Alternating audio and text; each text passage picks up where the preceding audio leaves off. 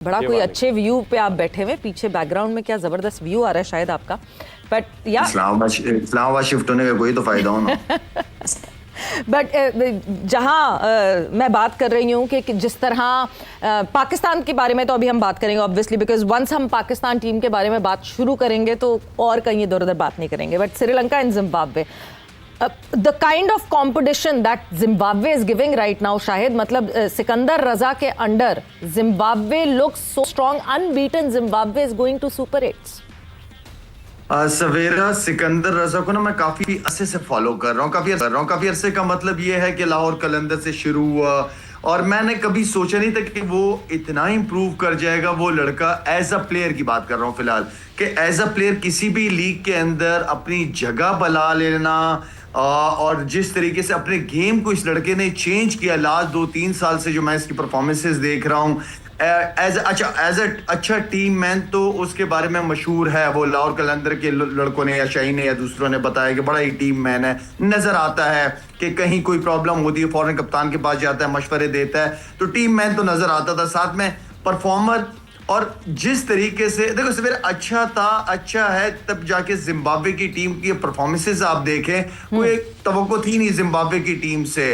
आज वो उसकी कप्तानी, उसका individual performances and as a captain, उस लड़के ने ग्रूम अगर किसी को कहते हैं या इंप्रूवमेंट अगर किसी चीज का नाम है ना, तो वो सिकंदर रजा है। मजा आया उस लड़के को देख के कि जिम्बाब्वे जैसी टीम को सुपर 8 में लेके चले जाना और अच्छी टीमों को हरा के अच्छी परफॉर्मेंसेस, अपनी एग्जाम्पल खुद सेट करना और दूसरों से परफॉर्म करवाना। बिल्कुल, ये तौसीफ साहब बहुत ज़रूरत है जब हम बार बार कहते हैं a captain leading from the front, और जिस तरह जो एटीट्यूड सिकंदर रजा का है, सिकंदर रजा के 2-3 स्टेटमेंट्स भी जो है वो बड़े आजकल वायरल हुए हैं कि चाहे कोई भी लीग हो, अगर तो नेशनल ड्यूटी है तो मैं सब छोड़ के एक आवाज़ पे जो है मैं जाके अपनी टीम को रिप्रेजेंट करूंगा, बिकॉज अपने मुल्क की जर्सी पहनने की जो अहमियत है वो अलग की है। The kind of character that Sikandar Raza has turned around to be, और जिस तरह जिम्बाब्वे ने ऑस्ट्रेलिया को हराया, जिम्बाब्वे ने कल श्रीलंका को, the strongest team of their group right now. Tauseef साहब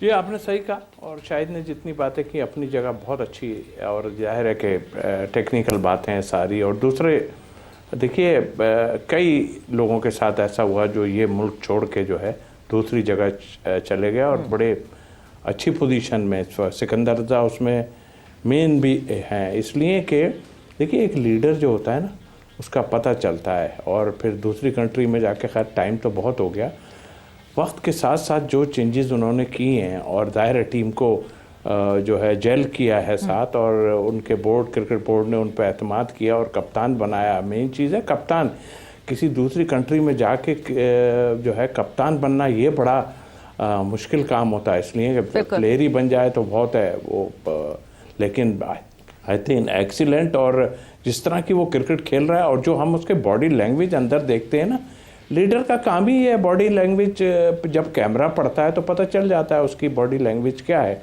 तो आई थिंक जितना भी हम क्रेडिट दे सकते हैं सिकंदर रजा को देंगे, और मुझे फील ये हो रहा है कि कहीं ये भी मुश्किलात ना डाल दे टीमों के लिए। जाहिर है आगे टीमें अच्छी ज़रूर हैं, मगर जिन टीमों के ख़िलाफ़ इन्होंने परफॉर्मेंस दी है तो वो एक्सीलेंट मेरा ख्याल, और हम जितना क्रेडिट दें और पूरी टीम को डेफिनेटली देंगे, लेकिन सिकंदर रजा को यस बिल्कुल। और जहां मुश्किलात की बात हो रही है तो द सुपर 8 ग्रुप, ज़रा उस ग्रुप पे हम नज़र डाल लेते हैं कि कौन कौन सी टीम्स कौन कौन से ग्रुप में हैं। सुपर 8 का जो ग्रुप 1 है, उस ग्रुप 1 में India, south Africa, West Indies and Zimbabwe. पहले लग रहा था कि ऊपर वाला जो ग्रुप है, जो ग्रुप 1 है, that would be a difficult group, क्योंकि ऑब्वियसली ऑस्ट्रेलिया भी उसमें थी और लग रहा था कि जी ये डिफ़िकल्ट ग्रुप होगा, मगर अब काफ़ी हद तक जो है वो इजी ग्रुप लग रहा है, अगर तो कोई अपसेट्स ना हुए या चैलेंजेस ना हुए फॉर इंडिया।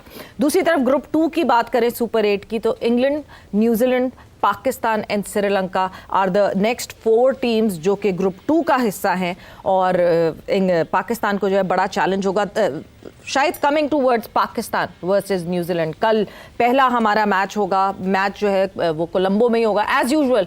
फिर बारिश की भी फोरकास्ट है साथ साथ। व्हाट टू एक्सपेक्ट बड़ी टीम पाकिस्तान के सामने?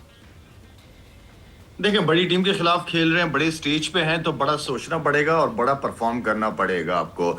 हमने जो पीछे गलतियां की हैं, मेरे ख्याल में उन मैचेस से 3 मैचेस आपके लिए बहुत होते हैं।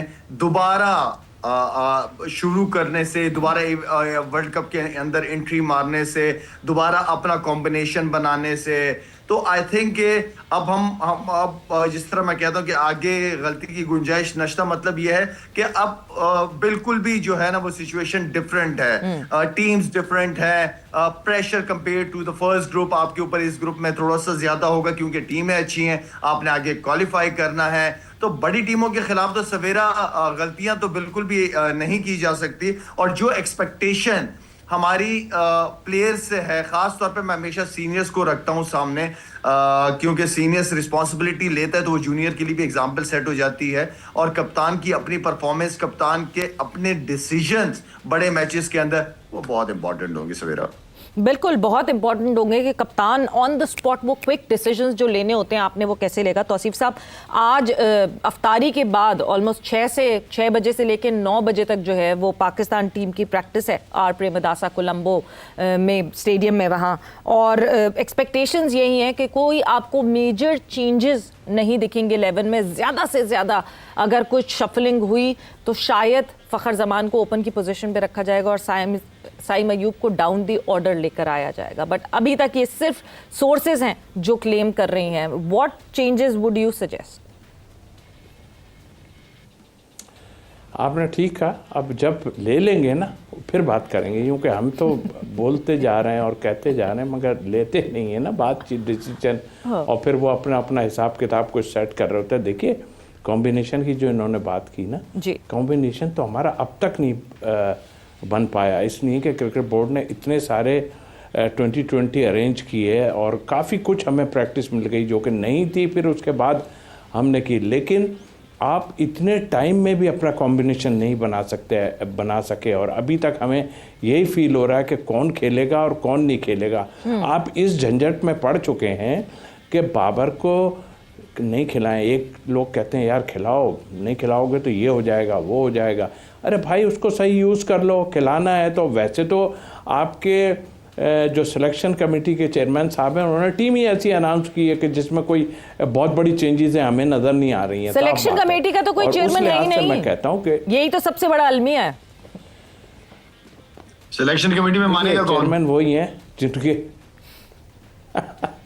मैं आपको बता रहा हूँ, आकिब सारे कर रहे हैं जो, मैं तो साफ बोलता हूँ, आकिब बात करते हैं, कोच से बात करते हैं। वही आए थे ना प्रेस उसमें, तो वही आए थे ना, वो आन के बैठे थे, हसन के साथ बैठे थे और कप्तान भी शायद बैठे थे, मगर बाकी लोग नहीं बोल पा रहे थे, बोल ही वो रहे थे। तो आई थिंक मेरे ख्याल ठीक है, आप अगर कर रहे हो तो भाई आ जाओ फ्रंट फुट पे, आन के देख लो कि क्या पोजीशन है। लेकिन आपने जो 15 बनाए हैं उसमें आपने काफ़ी झोल रखा हुआ है, और झोल इस तरह रखा है कि आपने पीछे जो प्लेयर बैठे हैं उनमें कोई आपका टॉप का ऐसा बैट्समैन भी नहीं है। एक बैट्समैन तो कोई डाल देते, आप खिला नहीं रहे। वो अपनी जगह है कि फखर को आप नहीं खिला रहे, हो सकता है आप खिला दें, सीधी बात है। और अगर उसने कर दिया तो फिर एक और स्टेटमेंट कोई इधर हल्का फुल्का देख लीजिएगा। तो आई थिंक मेरा ख्याल है अब तो टाइम ऐसा निकल गया, अब तो डू एंड डाई है, और ऐसा कॉम्बिनेशन लगाएं जो सबको पसंद आए। वैसे तो तनकीद करने वाले बहुत हैं, लेकिन जो सही होगा उसको हम यस करेंगे, और क्यों नहीं करेंगे। लेकिन सही हुआ नहीं है, बहुत टाइम हो गया। बिल्कुल जी, डू और डाई सिचुएशन तो अब तो रहेगी। मुसलसल सुपर 8 में तीनों मैचेस जो हैं वो आपको बहुत कंफर्टेबली जीतने की ज़रूरत पड़ेगी, बिकॉज सेमीफाइनल आपका उसके ऊपर डिपेंड करेगा। और जो 2 हमारे दूसरे और मैचेस हैं उसमें भी बारिश की फोरकास्ट है, तो हमें ये भी देखना पड़ेगा कि कहाँ बारिश आती कहाँ नहीं। बट शायद जिस तरह जो कॉम्बिनेशन की बात की है, आकिब जावेद की टीम बनाने की बात की है, क्या टीम सिर्फ 11 सोच के बना दी जाती है और बाकियों को कहते हैं अच्छा जी खाना पूरी करके भर दिया जाए, या फिर कॉम्बिनेशन सोचे जाते होंगे कि अच्छा इस टीम के खिलाफ ये हमें कॉम्बिनेशन उतारना है या इस टीम के खिलाफ ये 11 उतारनी है? देखिए, अगर आप सिर्फ आकिब जावेद पे डालेंगे कि आकिब जावेद का डिसीजन है, तो आकिब जावेद के साथ जितना मैं खेला हूं या जितना मुझे उसकी नेचर का पता है, वो उसके अंदर ईगो नहीं देखी मैंने कि मैं ये कर रहा हूं, मैं ये कर रहा हूं, मैं नहीं, वो लेके चलता है लोगों को। वो अगर कोच होगा या कप्तान होगा, उनकी राय को अहमियत और इज्जत देता है, क्योंकि ठीक है, जो आपके पाकिस्तान के अंदर ना सवेरा जी। जो बेस्ट क्रिकेटर्स थे ना, वो आपने पिक कर ली है, ठीक है, और साथ में